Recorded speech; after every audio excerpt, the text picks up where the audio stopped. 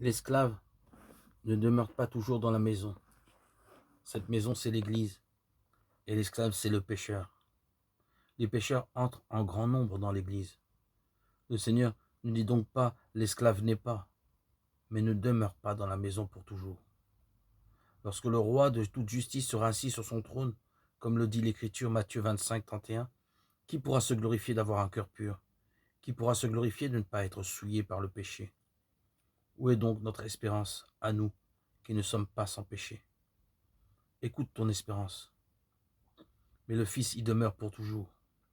Si donc le Fils vous rend libre, vous serez réellement libre. Nous étions esclaves de notre égoïsme. Libérés, nous serons les serviteurs de l'amour.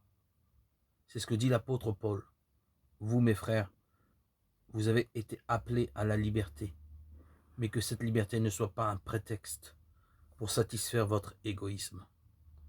Au contraire, mettez-vous par amour au service les uns des autres. Galates 5, 13.